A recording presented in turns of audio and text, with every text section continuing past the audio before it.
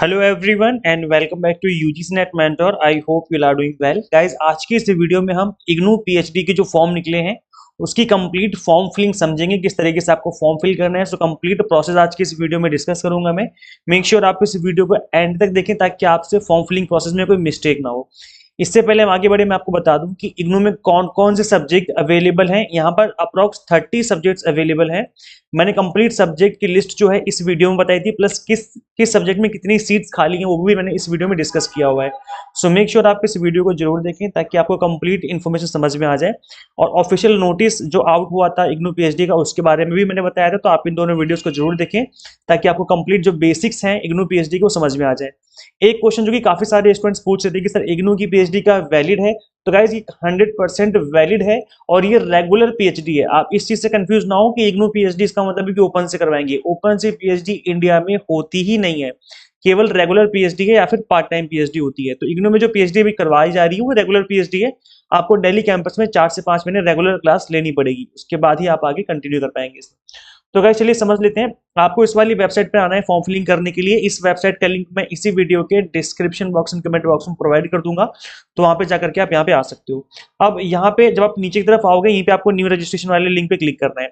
इससे पहले मैं न्यू रजिस्ट्रेशन पे क्लिक करके आपको कंप्लीट इन्फॉर्मेशन समझाऊं, मैं आपको बता दूं कि यहाँ पर जो फॉर्म फिलिंग की फीस रहने वाली है वो 1000 रुपीज रहने वाली है। यहाँ पर मेंशन है, आप देख सकते हो, ये यहाँ पर इस जगह पे मेंशन है 1000 रुपीज फीस रहेगी। और बाकी जो चीजें हैं, जो एलिजिबिलिटी है या जो भी चीजें मैंने आपको प्रीवियस वीडियो में बताया हुआ है सब कुछ, तो आप उस पे उसको देख लें ताकि टाइम वेस्ट ना हो आपका। और यहाँ पर जो एंट्रेंस रहेगा उसमें आप देख सकते हो, यहाँ पर कंप्लीट एंट्रेंस के बारे में चीजें लिखी हुई हैं। That question paper shall have question consisting of 50% of research methodology, 50% of subject specific. तो जो 50% की वेटेज रहने वाली पेपर की रिसर्च मैथोलॉजी की रहेगी और exam targeted research methodology course आप ज्वाइन कर सकते हो हमारी UGC NET mentor official website पे विजिट करके। आपको कोर्सेज वाले सेक्शन में आना, जैसे आप इस कोर्सेज वाले सेक्शन पे क्लिक करेंगे आप यहाँ पे आ जाएंगे और यहाँ पे आकर के आप इस कोर्स में इनरोल कर सकते हो। गेट दिस कोर्स पे क्लिक करके आप इनरोल कर सकते हैं। यहाँ पर कंप्लीट लेक्चर्स मिलेंगे, आपको नोट्स मिलेंगे और इसके अलावा आपको 10 मॉक टेस्ट मिलेंगे जिसके थ्रू आप प्रैक्टिस भी कर सकते हो। तो इस तरीके से आप यहाँ पर इस कोर्स में इनरोल कर सकते हो ताकि आपकी जो तैयारी वो एग्जाम टारगेटेड स्टार्ट हो जाए। तो चलिए गाइस, मैं न्यू रजिस्ट्रेशन पे क्लिक कर लेता हूँ। जैसे मैंने न्यू रजिस्ट्रेशन पे क्लिक किया, आप देखें यहाँ पर एप्लीकेंट नेम फिल करना है, डेट ऑफ बर्थ फिल करनी है, एप्लीकेंट ईमेल आईडी हो गया और इसी ईमेल आईडी को हमें यहाँ पर री एंटर करना पड़ेगा। देन उसके बाद हमें पासवर्ड को यहाँ पर लिखना है। पासवर्ड थोड़ा सोच के रखो क्योंकि एक तो आपको स्ट्रॉन्ग पासवर्ड रखना है, भूलो ना। और उसी पासवर्ड को यहाँ पर कंफर्म पासवर्ड लिख करके आपको दोबारा से लिख देना है। 10 डिजिट का अपना मोबाइल नंबर डालना है, उसी मोबाइल नंबर को यहाँ पर री एंटर करना है। उसके बाद यहाँ पर जो भी कैप्चा गिवन यहाँ पर फिल करेंगे हम कैप्चा कोड, और कैप्चा कोड को फिल करने के बाद आपको आगे आना है, यहाँ पर रजिस्टर वाले लिंक पे क्लिक कर देना है। तो कैसे चलो मैं इस वाले स्टेप को कंप्लीट फिल करके रजिस्टर पे क्लिक करके आगे प्रोसीड करता हूँ, देखते हैं आगे क्या आता है। गाइस जैसे मैंने रजिस्ट्रेशन वाले बटन पे क्लिक किया कंप्लीट इन्फॉर्मेशन फिल करके, तो इस तरीके से नेक्स्ट पेज ओपन होकर के आया है जहां पर बोला जाएगा कि वेरीफाई योर अकाउंट आपको बोला जाएगा, जहां पे आपको अपनी जो भी आपने ईमेल आईडी डाली थी उस ईमेल आईडी पे एक ओटीपी आया है, जिसमें यहाँ पे आपको ईमेल आईडी पे जो ओटीपी आया है उसमें पुट करना है और यहाँ पर जो कैप्चा कोड गिवन है वो फिल करना है और देन सबमिट ओटीपी कर देना है। ये स्टेप करेंगे आपका जो ये वाला प्रोसेस है वो कंप्लीट हो जाएगा। चलो मैं एक बार आपको करके दिखा देता हूँ। गाइज मैंने ओटीपी डाल के जब सबमिट किया, वेरीफाई किया, तो देन उसके बाद ये वाला नेक्स्ट पेज ओपन होकर के आया है जहां पे लिखा है अकाउंट वेरीफाई हो चुका है सक्सेसफुली। अब हमें लॉगिन करना है और अपनी एप्लीकेशन प्रोसेस को फिल करना स्टार्ट कर देना है। तो यहाँ पे आने के बाद आपको अब क्या करना है, अब न्यू रजिस्ट्रेशन नहीं करना, आपको यहाँ पर आके लॉगिन वाले बटन पे क्लिक करना है। देन जो भी आपने ईमेल आईडी पासवर्ड डाला था उसको डाल करके यहाँ पे हमें लॉगिन कर लेना है। तो चलो गाइस मैं लॉगिन कर लेता हूँ। तो मैंने लॉगिन वाले बटन पे क्लिक किया, तो अब यहाँ पर आपको अपनी ईमेल आईडी डालनी है, यहाँ पर अपना पासवर्ड डाला जो अभी आपने डाला था थोड़ी देर पहले, और यहाँ पर इस कैप्चा कोड को फिल करके लॉगिन कर लेना है। तो चलो गाइस मैं यहाँ पर क्रेडेंशियल्स डाल करके लॉगिन कर लेता हूँ एक बार। तो गाइज मैंने लॉगिन कर लिया है। अब लॉगिन करने के बाद अब आपके सामने यहाँ पर हमें हमें स्टेप्स दिख रहे हैं। रजिस्ट्रेशन हमने कर लिया है। अब आपको अपनी प्रोफाइल डिटेल्स भरनी है। देन उसके बाद हमें प्रोग्राम को सिलेक्ट करना है कि किस प्रोग्राम में किस सब्जेक्ट में आप अप्लाई कर रहे हो। उसके बाद हमें पेमेंट कर देनी है। बस इतने ही स्टेप्स हैं, इन स्टेप्स को हमें फॉलो करना है, जो आपका प्रोसेस है वो कंप्लीट हो जाएगा। मैं आपको एक बार नीचे दिखा, आप देखो यहाँ पे आपको बटन दिख रहे होंगे। प्रोफाइल पे क्लिक करेंगे तो प्रोफाइल वाला पेज ओपन हो जाएगा, और सिलेक्ट प्रोग्राम करेंगे तो प्रोग्राम वाला हो जाएगा, पेमेंट करेंगे तो पेमेंट वाले पेज पे पहुंच जाएंगे। तो हमें एक एक करके तीनों पेज फिल करने। अब आप नीचे की तरफ आएंगे तो यहाँ पे आपको दिख जाएगा स्टेप 1 में कंप्लीट प्रोफाइल करनी है, स्टेप 2 में हमें अप्लाइन प्रोग्राम करना है, स्टेप 3 में हमें पे करनी है फीस इफ एप्लीकेबल, तो फी तो पे करनी ही है, ठीक है। तो यहाँ पर ये हमें स्टेप्स करने। तो चलो गाइज अब हमें क्या करना पड़ेगा, हमें यहाँ पर प्रोफाइल वाले बटन पे क्लिक करना है और देन उसको हमें फिल करना है, सिलेक्ट कर देना है। तो चलो मैं प्रोफाइल पे क्लिक कर लेता हूँ। गाइज मैंने आपके सामने पर्सनल डिटेल यानी जो प्रोफाइल वाला पेज था वो मैंने ओपन कर लिया है। अब आपको यहाँ पर करना क्या है, अब आपको यहाँ पर अपना नेम फिल करना है।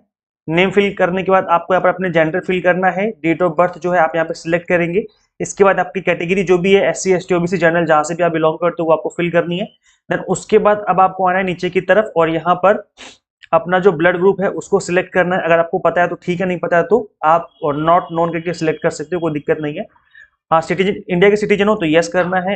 रिलीजन सिलेक्ट करना है, जिस भी रिलीजन से आप बिलोंग करते हो। देन उसके बाद आपको यहाँ पर प्लेस ऑफ बर्थ की जो डिटेल्स है वो फिल करनी है। अब देखो गाइस, आप कहीं भी रहते हो कोई दिक्कत नहीं है, आप जहां पे भी पैदा हुए हो वो हमें फिल करना है। तो इसको वेरीफाई नहीं किया जाएगा बिकॉज ये बर्थ डिटेल्स है, इसको वो आपसे कोई डॉक्यूमेंट नहीं मांगेंगे। तो जिस भी एरिया में पैदा हुए थे पूरी इंडिया में, किसी भी कंट्री किसी भी स्टेट में पैदा हुए थे, आप उसको आपको वाली डिटेल्स भरनी है यहाँ पर। और इसके बाद नहीं पता तो अपने पापा से मम्मी से पूछ लेना कि कहाँ पैदा हुए थे, कंट्री स्टेट और डिस्ट्रिक्ट सब आ जाएगा वहाँ पर। तो उसके अकॉर्डिंग आपको फिल करना है। इसके बाद यहाँ पे आपको फिल करना है फैमिली डिटेल्स, जिसमें मदर नेम आएगा, मदर का mobile number, mother's name in Hindi आएगा। देन उसके बाद फादर नेम आ जाएगा, father mobile number, father name in Hindi. अब हिंदी के लिए कैसे करना है, आपको सिंपली इंग्लिश टू हिंदी जो है आप गूगल पर टाइप करना है, इंग्लिश टू हिंदी। ऐसे गूगल पर टाइप करोगे तो आप जब इंग्लिश में नाम लिखोगे वहां पर तो हिंदी में ऑटोमेटिक कन्वर्ट हो जाएगा, उसको कॉपी पेस्ट मार देना। आप इस तरीके से कर सकते हो, यहाँ पर कोई दिक्कत नहीं आएगी। इसके बाद आपसे पूछा जाएगा कि is father is your guardian, तो यस और नो, मतलब पापा आपको पापा के पास रहते हो आप नहीं रहते, मतलब पापा आपकी जिम्मेदारी उठा रहे हैं नहीं उठा रहे हैं, तो ये आपको बताना है। इसके बाद इग्नू रजिस्ट्रेशन डिटेल्स में लिखना है। अगर आप पहले से इग्नू में पढ़ रहे थे, जैसे सपोज करो मैंने MA इग्नू से किया है या अब मैंने BCom या MCom इग्नू से किया है, तो अगर तो आपको यस करना है। यस करते फिर आपको यहाँ पर अपना रजिस्ट्रेशन नंबर डालना है जो इग्नू में आपको दिया जाता है, वो डिटेल्स फिल करनी है। और अगर आप इग्नू में पहली बार अप्लाई कर रहे हो, क्योंकि इससे पहले आप इग्नू में पढ़ाई नहीं कर रहे तो आपको नो रहने देना है, कोई दिक्कत नहीं है। इसके बाद आपको यहाँ पर PWD कैटेगरी अगर आपकी है तो करना है, नहीं तो छोड़ दो इसको। यहाँ पर PWD कैटेगरी में छोड़ देना, आपको ऐसे छोड़ देना अगर आप नहीं हो तो, ठीक है। और नोट एप्लीकेबल कर देना अगर नहीं हो तो, PWD कैटेगरी से बिलोंग नहीं करते। इसके बाद आपको अपना एड्रेस फिल करना है। कॉरेस्पॉन्डेंस एड्रेस में आपका कंप्लीट एड्रेस आ जाएगा। एड्रेस लाइन 1, एड्रेस लाइन 2, मतलब यहाँ पर सपोज करो आपका A ब्लॉक है, हाउस नंबर 96 है, 96 house number A block. Then उसके बाद यहाँ पर आपका एरिया का नाम आ जाएगा, सपोज करो कृष्णा नगर है, इस तरीके से।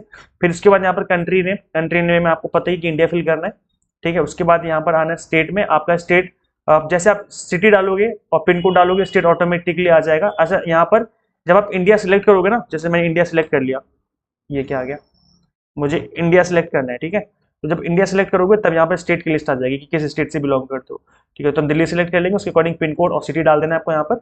उसके बाद हम आगे बढ़ेंगे तो आप देखेंगे परमानेंट एड्रेस में भी आपको यहाँ पर, अगर आपने जो ऊपर एड्रेस डाला है कॉरेस्पॉन्डेंस का एड्रेस, अगर वही एड्रेस है तो यहाँ पर टिक करोगे तो आपका ऑटोमेटिकली फिल हो जाएगा।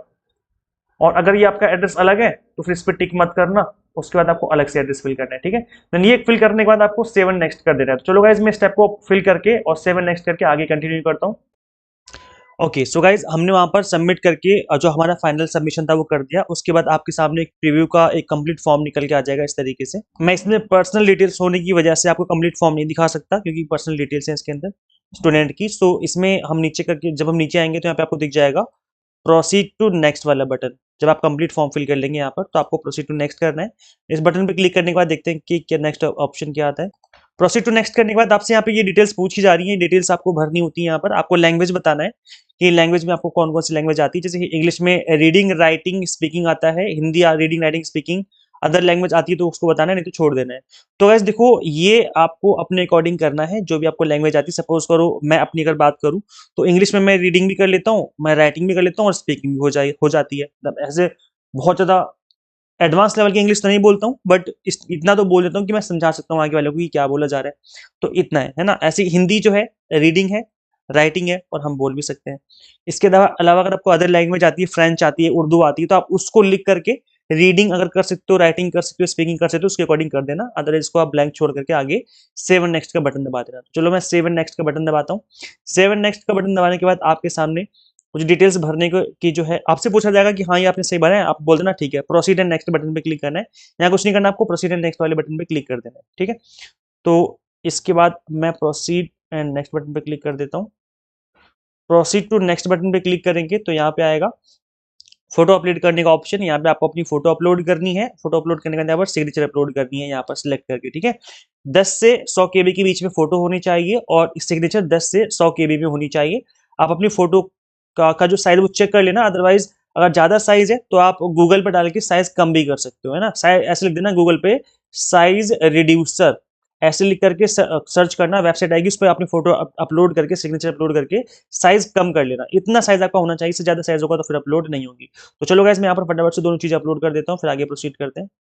गाइज मैंने यहाँ पर इस स्टेप में दोनों चीजें अपलोड कर दी हैं, और अपलोड होने सक्सेसफुली अपलोड होने के बाद आपको नेक्स्ट प्रीव्यू वाले बटन पे क्लिक कर देना है।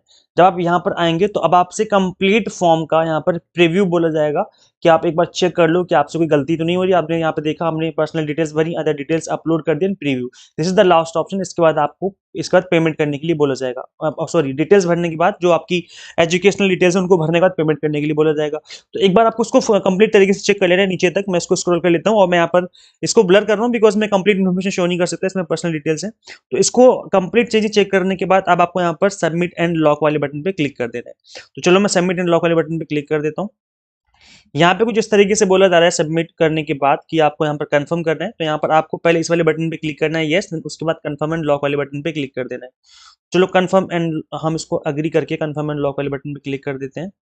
इस पे करने के बाद कंफर्म एंड लॉक वाले बटन पे हमने क्लिक कर दिया। अब ये जो डिटेल्स है आपकी कंप्लीट तरीके से भर चुकी हैं, अब आपको कुछ नहीं करना। अब आपको अपने प्रोग्राम को सिलेक्ट करना है कि कौन से प्रोग्राम में आप एडमिशन लेना चाहते हो। तो ऑब्वियसली बात है, हम पीएचडी करना चाहते हैं ना, तो पीएचडी प्रोग्राम का भरना है। उसके बाद यहाँ पे आपको अपना सब्जेक्ट भरना है कि किस सब्जेक्ट में आप स्टडी करना चाहते हो। तो सपोज करो मैं कॉमर्स में स्टडी करना चाहता हूँ, तो कॉमर्स हमने यहाँ पे सिलेक्ट कर लिया। उसके बाद आपसे पूछा जाएगा यहाँ पर कि आपका सिलेक्टेड एग्जाम सेंटर प्रेफरेंस। तो देखो आप जो एग्जाम सेंटर है कौन कौन से जगह पे रह सकते हैं, तो यहाँ पे वो डिटेल्स यहाँ पे गिवन है। आप देखेंगे ऑलमोस्ट मतलब बहुत सारी जगह अलग अलग जहाँ जहाँ पे इग्नू के सेंटर्स हैं, और जितने भी इग्नू के स्टडी सेंटर के अलावा जो भी इग्नू के से रिलेटेड जो भी सेंटर हैं, वहाँ वहाँ वहाँ पर जो है यहाँ पर एग्जाम का जो है आपको शो कर रहा है। तो इस बार क्योंकि लास्ट ईयर क्या हुआ था, एनटीए ने एग्जाम कंडक्ट किया था, तो बहुत सारे अलग अलग सेंटर्स दिए थे, पूरी ऑल ओवर इंडिया हुआ था। लेकिन अभी फिलहाल इग्नू खुद अपना एग्जाम कंडक्ट कर रहा है, इस वजह से यहाँ पर इग्नू ने खुद के अपने स्टडी सेंटर को यहाँ पर यूज किया हुआ है ना। तो हम यहाँ पर सपोज करो मैं हूँ दिल्ली से, तो मैं दिल्ली वाला या नोएडा या जो भी दिल्ली एनसीआर में सेंटर होगा मैं उसको चूज कर लूंगा। जो भी आसपास का सेंटर आपको सही लगता है आप उसको चुन सकते हो। तो मैं सपोज करो मैं यहाँ पर कालका जी करके आ रहा था, यहाँ पर ये रामानुजन कॉलेज, ठीक है, ये दिल्ली में। तो ये मैंने चुन लिया। उसके बाद आप कोई से भी चुन लो, अशोक विहार हो गया, सत्यवती कॉलेज, जो भी आपके आसपास के लगते हैं कि ये तो हमारे घर के पास है, तो आप वो चुन सकते हो, ठीक है। चलो देहरादून चुन लेता हूँ, अगर दूर चला गया तो घूम के आ जाएंगे इसी बहाने। ऐसी चीजें भी होती है स्टूडेंट्स के साथ, है ना, बचपन में तो बहुत करते थे ये चीजें। तो ये भरने के बाद अब आपको यहाँ पर प्रोसीड पे क्लिक कर देना है। प्रोसीड पे क्लिक करने के बाद देखते हैं कि नेक्स्ट ऑप्शन क्या है हमारे सामने। ये हम बटन दबाने के बाद हमारे हमसे पूछा जा रहा है कि चलो ये हमने भर दिया है, अब आपको यहाँ पर नेक्स्ट बटन पे क्लिक करना है। मतलब यहाँ से आपसे कंफर्मेशन बोला जा रहा है कि आप कंफर्म कर लो कि हाँ सब कुछ ठीक है ना, यहाँ पर कोई दिक्कत तो नहीं है। अब नेक्स्ट बटन दबाने के बाद हमसे पूछा जा रहा है कि एलिजिबिलिटी क्राइटेरिया जो बताया जा रहा है कि मास्टर डिग्री में आपके मिनिमम 55% होनी चाहिए जनरल कैटेगरी में, और 50% होनी चाहिए एससी एसटी ओबीसी केस में। तो मैं यहाँ पर क्योंकि जनरल कैटेगरी से फिल कर रहा हूँ, तो फिर यहाँ पर मुझे मास्टर डिग्री में 55 पे क्लिक करना है कि चलो ठीक है मेरे 55% है या बन जाएंगे। इसके बाद आपको 10th क्लास का सिलेक्ट करना है कि कौन सी ईयर में अपने पास किया था, 10th क्लास के मार्क्स भरने हैं यहाँ पर, ठीक है। अब तो इजीली भर लोगे, तो बताने वाली बात नहीं है ना, इजीली भर सकते हो यहाँ पर। 10th क्लास इंस्टीट्यूशन कौन सा था, और मतलब आपके स्कूल का नाम क्या था। देन उसके बाद आपको सब्जेक्ट बोर्ड जो भी आपका सीबीएसई बोर्ड था, आईसीएसई बोर्ड था, इंस्टीट्यूशन मतलब जो भी आपका स्कूल का नाम यहाँ भरना है। उसके बाद डिवीजन, मतलब कि आप फर्स्ट डिवीजन सेकंड डिवीजन किस डिवीजन में पास हुए हो आप। सब्जेक्ट की कॉम्बिनेशन, मतलब जो भी आपने पढ़ा था 10th क्लास के सब्जेक्ट यहाँ पे लिखने, हिंदी इंग्लिश साइंस, इस तरीके से जो भी आपने पढ़ा था उसकी लिस्ट बना देनी है यहाँ पर, काम खत्म। उसके बाद 10th के बाद अब आपको यहाँ पर भरनी 12th की डिटेल्स। तो यहाँ पर आपको अपने पासिंग ईयर को सिलेक्ट करना है कि कौन सी ईयर में आप पास हुए थे। उसके बाद यहाँ पर आपको अपने मार्क्स फिल करने हैं। अगर सीजीपीए है तो आपको कन्वर्ट करना पड़ेगा, आपको सीजीपीए से अपने स्कूल स्कोर कन्वर्ट करना पड़ेगा। सिंपली गूगल पे कन्वर्ट कर लेना, गूगल में लिख देना CGPA to percentage. 12th division कौन सी डिवीजन पास करिए, इस स्कूल का नाम, फिर सीबीएसई बोर्ड जो भी बोर्ड था आपका। देन यहाँ पर सब्जेक्ट के नेम लिखना, जो सब्जेक्ट आपने पढ़े हैं तो उस सब्जेक्ट को यहाँ पर लिख देना है। इसके बाद अब आपसे पूछा जाएगा ग्रेजुएशन की डिटेल्स, तो यहाँ पर ग्रेजुएशन की सेम तरीके से डिटेल्स भरनी है। और यहाँ से पूछा जा रहा है कि आप अपने यूनिवर्सिटी नाम, जो भी आपको पूरी डिटेल्स पूछी जानी भर दो। ये तो खैर बच्चों वाली बातें हैं, इसमें तो कुछ बताने वाली बात नहीं है ना। जो भी जहाँ से भी अपने पास आउट किया वहां से भर देना है। ऐसे ही आपको पोस्ट ग्रेजुएशन की चीजें भरनी है यहाँ पर। तो क्योंकि यहाँ पर पास का ऑप्शन आ रहा है, तो पास ही भरने का ऑप्शन आ रहा है। मतलब अगर आप 4th सेमेस्टर में हो तो भी आप यहाँ पर नहीं भर सकते, केवल पास हो तभी भर पाओगे आप फॉर्म। तो ये चीज थोड़ा सा यहाँ पे आपको समझनी है। अगर आप 4th सेमेस्टर अवेटेड है तो भी आप नहीं कर सकते, क्योंकि अपियरिंग का ऑप्शन ही नहीं आ रहा है, तो कैसे करोगे, है ना। तो पास वाले बच्चे ही कर पाएंगे। Master year of passing final examination, तो आपने किस ईयर में मास्टर ईयर की आपके फाइनल ईयर को पास किया था उसको लिखना है। देन उसके बाद अपने सब्जेक्ट लिखने की, जो भी आपने सब्जेक्ट पास करे हैं। और सपोज करो मैंने एमकॉम किया है, तो आप ओनली कॉमर्स लिख सकते हो, फिर जो भी आपके सब्जेक्ट रहे यहाँ पर मेन मेन आप उनको मेंशन कर सकते हो, आप ये काम कर सकते हो। इसके बाद मास्टर नेम ऑफ बोर्ड, मतलब जहाँ से भी आपने स्टडी करी है वहाँ का बोर्ड दिल्ली यूनिवर्सिटी आ जाएगा। और मास्टर मतलब जिस भी यूनिवर्सिटी से आपने किया है, मास्टर कोर्स का नेम यहाँ पर आ जाएगा, मास्टर कोर्स स्पेशलाइजेशन। जैसे अब मैंने एमकॉम किया है कॉमर्स फाइनेंस में, तो यहाँ पर फाइनेंस आ जाएगा, है ना। इस तरीके से करना है। अब अगर ओनली एमकॉम किया है और कुछ भी नहीं था, आपने कोई स्पेशलाइजेशन चूज नहीं करी थी वहां पर। वैसे तो फोर्थ सेमेस्टर में सभी को पता है कि स्पेशलाइजेशन होती ही होती है, तो आपको उसको फिल करना है। अगर अगर आप कंफ्यूज हो कि मैंने कुछ भी सिलेक्ट नहीं किया था, कि केवल एमकॉम कर लिया, कुछ स्पेशलाइजेशन ही नहीं है हमारी, तो केवल कॉमर्स लिख के छोड़ देना। मतलब जैसे सपोज करो बीए किया है तो केवल आर्ट्स लिख करके छोड़ देना, इस तरीके से कर देना। वैसे तो जनरली होता है कि थर्ड या फोर्थ सेमेस्टर में आने के बाद आपसे स्पेशलाइजेशन मेजर और माइनर का चूज करने के लिए बोला जाता है। इसके बाद कॉलेज का नाम, मास्टर डिवीजन, जो जिस भी डिवीजन में आपने पास करी उसको फिल करना है। फिर नीचे आना है, एमफिल की डिटेल्स भरनी है, अगर किया है तो। नहीं किया तो छोड़ दो, कंपलसरी नहीं है भाई, ये फिल करना है, कंपलसरी नहीं है। अगर पास किया तो करना है, अदरवाइज इसको डिटेल छोड़ देनी है। उसके बाद सेव नेक्स्ट बटन पे क्लिक कर देना है। तो चलो मैं फिल कर लेता हूँ फटाफट से इसको। गाइस मैंने अपनी जो डिटेल्स थी भर करके सिलेक्ट किया, और मतलब नेक्स्ट पेज पे बटन दबाया, तो नेट इक्विवेलेंट डिटेल्स की हमसे पूछा जा रहा है कि आपने नेट पास किया है या पास नहीं किया है। तो चलो गाइस इसकी डिटेल्स भर देते हैं। अब आपको यहाँ पे बताना है कि देखो कैटेगरी है, कैटेगरी दो कैटेगरी है। कैटेगरी ए में क्या है, exempted from entrance. So candidates awarded with fellowship scholarship in UGC net CSIR net, मतलब अगर आपने जेआरएफ क्वालिफाई किया है तब तो इसको सिलेक्ट करना है। देन उसके बाद में आपको जेआरएफ, आप देख सकते हो यहाँ पर कंप्लीट जेआरएफ की डिटेल्स आ रही, कहीं पे नेट नहीं पूछा जा रहा है। तो इट मीन जिसने जेआरएफ किया है वही सिर्फ एग्जाम्प्टेड है। अगर अगर आपने नेट ओनली नेट पास किया है फिर आपको एंट्रेंस एग्जाम देना पड़ेगा। तो अगर मैं सपोज करूँ यहाँ लिखा है non JRF candidates not exempted from entrance, तो यहाँ पे आपको क्लिक करना है। क्लिक करने के बाद अगर आपने जेआरएफ किया है तो आपको ऊपर वाला फिल करना है, आप फिर उसके केस में आपको एंट्रेंस एग्जाम नहीं देना पड़ेगा। और अगर आपने नीचे वाला फिल किया कि जेआरएफ नहीं किया, इसका मतलब आपने नेट किया होगा या नेट नहीं किया है, दोनों लोग भर सकते हैं, कोई दिक्कत नहीं। नॉन जेआरएफ वाले कैंडिडेट जो है नेट किया है नहीं किया है, दोनों लोग यहाँ पर फॉर्म फिल कर सकते हैं। तो इस तरीके से जो है इस वाले स्टेप पे करना है, थोड़ा ध्यान से इस चीज को फिल करना है। और यहाँ पर आप देखेंगे कि जो जेआरएफ की डिटेल्स हैं वो मांगी जा रही हैं। अगर मैं नॉन जेआरएफ करूंगा तो नॉन जेआरएफ की डिटेल्स मांगी जाएंगी मेरे से। तो गाइज अब देखो, क्योंकि मैंने कैटेगरी बी चुना है, नॉन जेआरएफ वाले कैंडिडेट्स हैं, जैसे नेट पास किया ओनली या फिर नेट भी पास नहीं किया है, तो उस केस में आपको नीचे का जो दो तीन बॉक्स है इनको फिल ही नहीं करना है। देखो साफ साफ लिखा हुआ है, आप यहाँ पे पढ़ सकते हो। यहाँ पे देखो क्लियरली मेंशन है that is this is for JRF और equivalent year of passing not applicable for category B applicant. क्योंकि आपने कैटेगरी बी चुन लिया, यहाँ पर आपने केवल नेट पास किया है फिर नेट भी पास नहीं किया, तो आप कैटेगरी बी के स्टूडेंट हो गए। अब ऐसे में आपको आपको यहाँ पर नहीं भरना है, इसको भरना है, इसको भरना है, इसको भरना है, बस आप सेव एंड नेक्स्ट वाले बटन पे क्लिक करना है। तो चलो मैं इस बटन पे क्लिक करके देखता हूँ कि आगे का क्या प्रोसेस आ रहा है। उसके बाद गाइज हम नेक्स्ट नेक्स्ट करते जाएंगे। नेक्स्ट करने के बाद आपसे यहाँ पर डिटेल्स पूछे जाएंगे, जिसमें 10th क्लास की, 12th क्लास की, यूनिवर्सिटी ऑफ दिल्ली मतलब जहां से भी आपने पास किया है उसकी, ग्रेजुएशन की और पोस्ट ग्रेजुएशन की मार्कशीट अपलोड करनी है। ठीक है, marksheet and certificate in single file and upload. तो यहाँ पर आपको मार्कशीट देखो स्कैन बोथ बोथ स्कैन करना है, मार्कशीट को भी स्कैन करना है और अपने सर्टिफिकेट का मतलब है जो भी आपका डिग्री है उसकी बात की जा रही है। तो मार्कशीट हो गया, डिग्री हो गया, दोनों को स्कैन करना है, सिंगल फाइल में मर्ज करके आपको अपलोड करना है पीडीएफ बना करके। तो यहाँ और पोस्ट ग्रेजुएशन में भी ऐसे ही करना है, स्कैन करना है बोथ मार्कशीट एंड सर्टिफिकेट, उनको आपको क्या करना है, मर्ज करना है, यहाँ पर अपलोड करना है। तो ये काम करने हैं। और इनका जो साइज है वो भी आपको ध्यान रखना है कि जो साइज है वो 10 KB से 500 KB तक ही, उससे ज्यादा साइज नहीं होना चाहिए। तो ये चीज आपको करनी है। और ठीक है, 10th 12th भी अपलोड करना है। और 10th 12th में तो सिर्फ आपको मार्कशीट और सर्टिफिकेट, देखो उसका भी एक प्रोविजनल सर्टिफिकेट होता है, एक कैरेक्टर सर्टिफिकेट होता है, तो आपको वो भी अपलोड करना है। मतलब आपको मार्कशीट और प्रोविजनल सर्टिफिकेट जो मिलता है आपको वो प्लस मार्कशीट, ये दोनों को आपको स्कैन करके एक सिंगल फाइल बना करके अपलोड करना है। तो ये चीज आपको करनी है, ये आपको डॉक्यूमेंट अपलोड करने ही पड़ेंगे। देन उसके बाद प्रीव्यू वाले बटन पे क्लिक करना है। गाइज हमने सारे के सारे डॉक्यूमेंट जो हैं वो अपलोड कर दिए हैं, कंप्लीटली तरीके से अपलोड हो चुके हैं। अब आपको करना क्या है, सेव एंड नेक्स्ट वाले बटन पे क्लिक करके आगे प्रोसीड करना है और पेमेंट करनी है, बस इतना सा काम करना है आप। तो चलो मैं सेव एंड नेक्स्ट बटन पे क्लिक कर, गाइज हमने सबमिट बटन पे क्लिक किया। तो अब आपसे पूछा जा रहा है कि मतलब आपको बोला जा रहा है कि आपने किस चीज के लिए अप्लाई किया, फी की आपको कितनी पे करनी है। तो वेरीफाई करना है डिटेल्स बिफोर सबमिटिंग है, तो यहाँ पर ये चीज आपको करनी पड़ेगी।